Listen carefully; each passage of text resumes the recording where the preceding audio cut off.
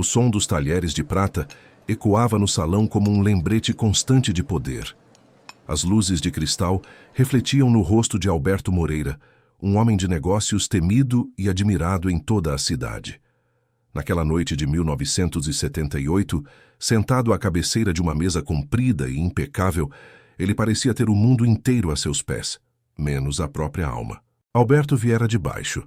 Filho único de Dona Estela, uma costureira simples e viúva, crescera em um pequeno bairro de casas coloridas, onde a vida era dura, mas sincera.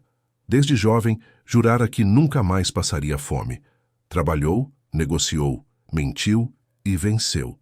Aos 42 anos era dono de fábricas, terrenos, carros importados e de um nome que abria portas em qualquer lugar. Mas antes de continuarmos, confira se você já está inscrito no canal e escreva nos comentários de onde você está assistindo esse vídeo. Vamos adorar saber até onde esses vídeos maravilhosos estão chegando. Mas toda aquela grandeza escondia algo que ele jamais admitia.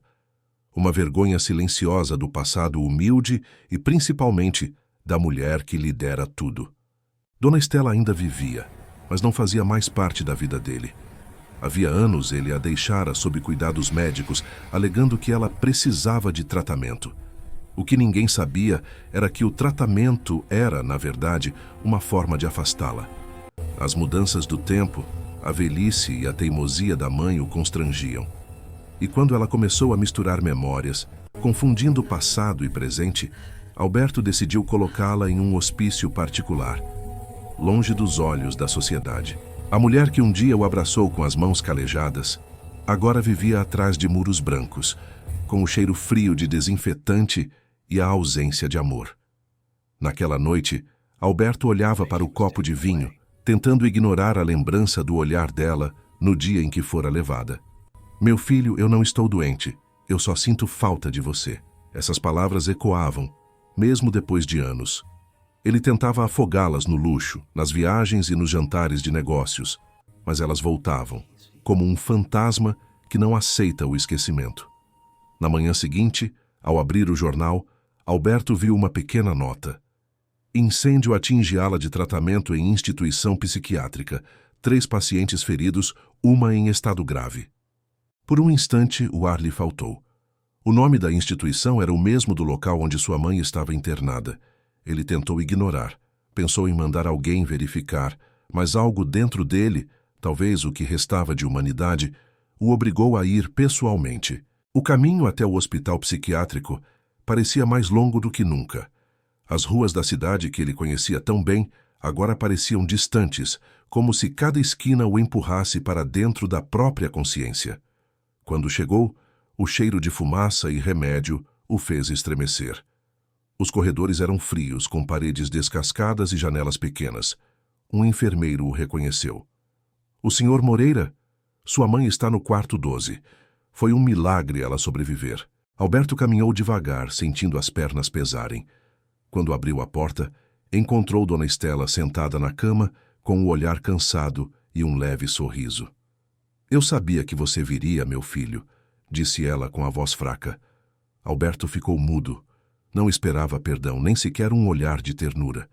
Mas ali estava ela, estendendo a mão, como sempre fazia quando ele era criança. Aquele toque simples que ele evitara por anos quebrou algo dentro dele.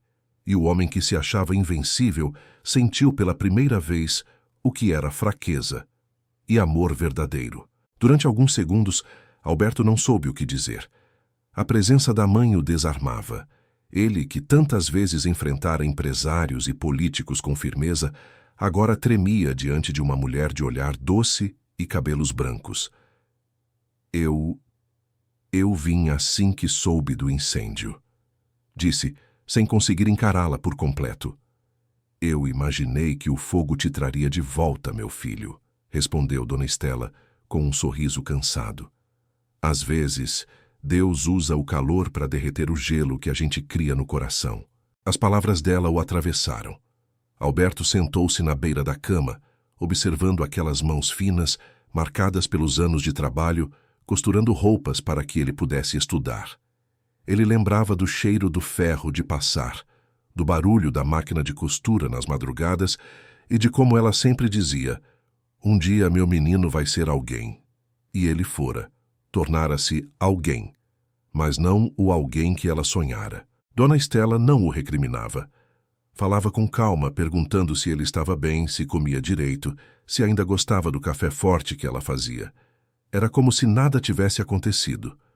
Como se os anos de abandono fossem apenas um parêntese entre o amor de mãe e o arrependimento de um filho. Quando o médico entrou, explicou que o incêndio fora pequeno, mas o susto havia afetado alguns pacientes. Ela ficaria bem, mas precisava de repouso. Alberto agradeceu e, pela primeira vez em anos, passou o dia inteiro ali. Sentado ao lado dela, ouvindo histórias antigas, lembrando de vizinhos da infância e dos tempos em que a vida era simples, mas verdadeira. Ao sair do quarto já era noite. O corredor escuro e silencioso refletia sua alma. Do lado de fora, o motorista o esperava. "Vamos para casa, doutor?" "Não", respondeu ele. "Para casa não. Quero que me leve ao bairro Santo Amaro." O motorista o olhou surpreso. Aquela era a região onde Alberto havia crescido e nunca mais voltado desde que se tornara rico. O carro parou em frente à velha rua de paralelepípedos. As casas ainda estavam lá, algumas pintadas, outras ruindo. As crianças brincavam descalças e o cheiro de pão fresco saía de uma padaria que ainda resistia. Ele saiu do carro e ficou parado, observando tudo como quem olha para uma fotografia antiga. Lembrou-se do menino que fora, dos sonhos que tinha e das promessas que fez à mãe. Ali, sozinho na calçada, o homem mais poderoso da cidade sentiu-se pequeno outra vez. Nos dias seguintes, Alberto voltou ao hospício várias vezes. Levava flores, livros e até discos antigos que ela gostava de ouvir. A equipe se surpreendia. Era raro alguém tão ocupado se dedicar tanto. Mas ele não fazia por costume, fazia por necessidade. Cada visita era uma tentativa de apagar uma culpa que o acompanhava como sombra. Certa tarde, enquanto ela dormia, ele se aproximou e segurou sua mão. "Mãe, me perdoa", sussurrou com a voz embargada. "Eu te deixei aqui porque eu tinha vergonha. Vergonha de quem eu era, do passado, de tudo o que o Senhor me ensinou." As lágrimas desceram silenciosas. Dona Estela abriu os olhos devagar e respondeu com ternura. "Vergonha é o que a gente sente antes de aprender o que é o amor, meu filho. E o amor nunca cobra, ele só espera." Ela apertou sua mão com força. E naquele toque, Alberto sentiu mais verdade do que em todos os contratos e fortunas que já havia assinado. Naquela semana, ele mandou reformar todo o local. Pediu para que os pacientes tivessem roupas novas, camas limpas, janelas abertas. Doou dinheiro suficiente para transformar o velho hospício num lugar mais humano. Quando questionado pelo administrador, respondeu apenas: "Estou pagando uma dívida que o dinheiro nunca deveria ter contraído." Os funcionários não entenderam, mas Dona Estela sim. Ela via no olhar do filho a mudança que esperou por tantos anos. Um mês se passou. A saúde dela, antes frágil, começou a piorar. O médico avisou que o coração já não aguentava muito. Alberto passava mais tempo ali do que nos escritórios. Deixava os negócios de lado, desligava o telefone e ficava ao lado dela, como um menino sentado aos pés da mãe. Em uma dessas noites, enquanto o vento batia nas janelas do quarto, ela olhou para ele e disse: "Quando eu for embora, não chore por mim. Eu vivi o bastante para ver o meu filho voltar para casa." Ele tentou conter as lágrimas, mas falhou. "Eu devia ter te amado mais, mãe. Devia ter te ouvido, devia ter ficado." Ela sorriu, fraca, mas serena. "Você veio. É isso que importa." E ali, em silêncio, ela fechou os olhos. A morte de Dona Estela foi simples, mas cheia de paz. Não houve luxo, nem velório elegante. Apenas flores brancas e o som suave de um rádio antigo tocando uma valsa que ela gostava. Alberto ficou ao lado do caixão o tempo todo. Não chorava como um homem, chorava como um filho. E quando todos foram embora, ele sussurrou: "Agora eu entendo, mãe. A maior riqueza que um homem pode ter é o perdão." Nos dias que se seguiram ao funeral de Dona Estela, a mansão de Alberto se tornou um lugar ainda mais silencioso do que antes. O mármore brilhava, os lustres cintilavam, mas nada parecia vivo. Os passos ecoavam pelos corredores como lembranças que se recusavam a partir. Ele passava horas em seu escritório, encarando papéis e contratos que já não faziam sentido algum. As cifras, antes motivo de orgulho, agora pareciam frias e inúteis. Pela primeira vez, Alberto sentiu o peso real da própria fortuna e percebeu que aquele ouro que sempre acreditara ser seu escudo era, na verdade, sua prisão. As lembranças da mãe voltavam em fragmentos. A voz suave o chamando para jantar, o cheiro de café fresco, as noites em que ela esperava ele voltar da escola, as cartas que ela escreveu quando ele foi estudar fora e nunca respondeu. Tudo isso agora o cercava, como se o tempo cobrasse o que ele havia deixado para trás. Certa manhã, ele decidiu visitar o túmulo dela. O cemitério era simples, cercado por árvores e flores que pareciam mais vivas do que qualquer jardim de sua casa.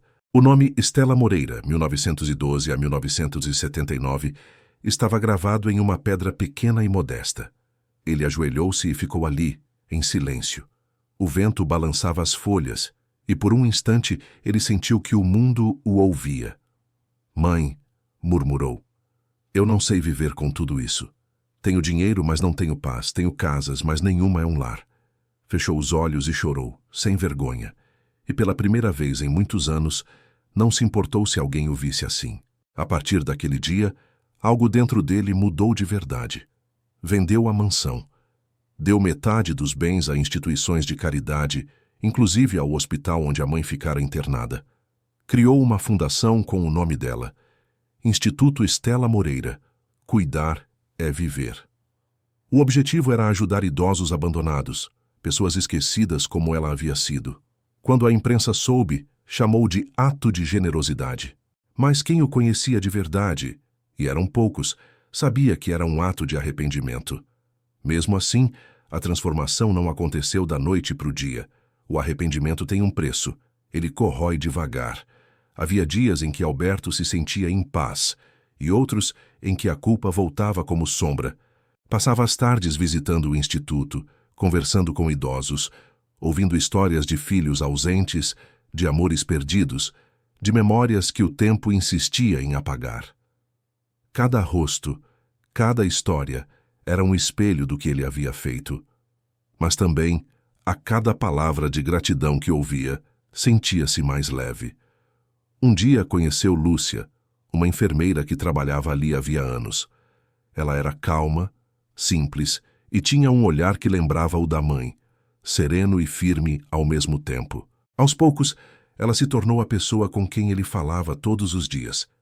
Lúcia não o tratava como um homem rico, nem como um empresário famoso. Ela o tratava como um homem comum, e isso o desconcertava. "O senhor ainda carrega muita dor", disse ela certa vez ao vê-lo parado diante da janela do instituto. "É difícil se perdoar quando se descobre tarde demais", respondeu ele. "O perdão da sua mãe já te alcançou, Alberto. Agora só falta o seu." As palavras dela ficaram ecoando na mente dele como uma oração.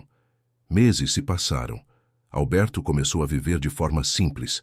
Trocou os carros importados por um carro comum, passou a caminhar pelas ruas, a conversar com vizinhos, a observar a vida real, aquela que o dinheiro havia lhe tirado.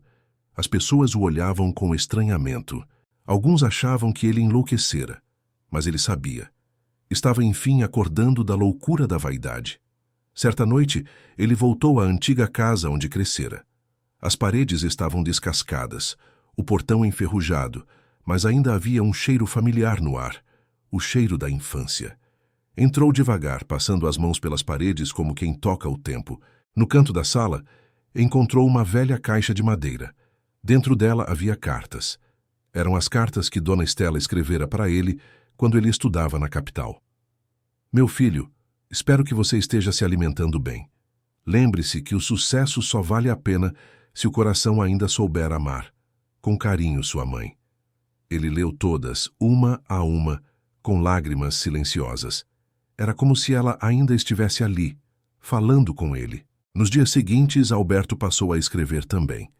Escrevia cartas para ela, contando o que sentia, o que via, o que havia aprendido.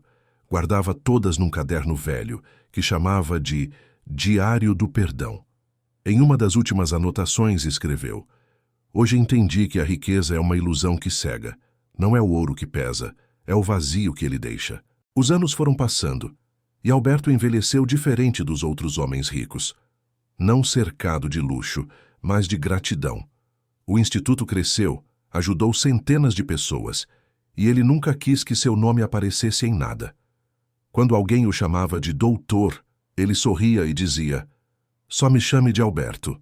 O resto eu deixei para trás." Em 1985, já com o cabelo grisalho e a saúde fraca, ele sentou-se diante da lareira de uma casa simples, olhando o retrato da mãe pendurado na parede. O fogo refletia em seus olhos cansados, e ele sussurrou: "Eu cumpri, mãe. Agora posso descansar." Na manhã seguinte, foi encontrado sentado na mesma poltrona, com um leve sorriso no rosto. Na mesa ao lado, o caderno aberto, com sua última frase escrita: "O ouro é frio, mas o perdão é quente como um abraço que atravessa a eternidade."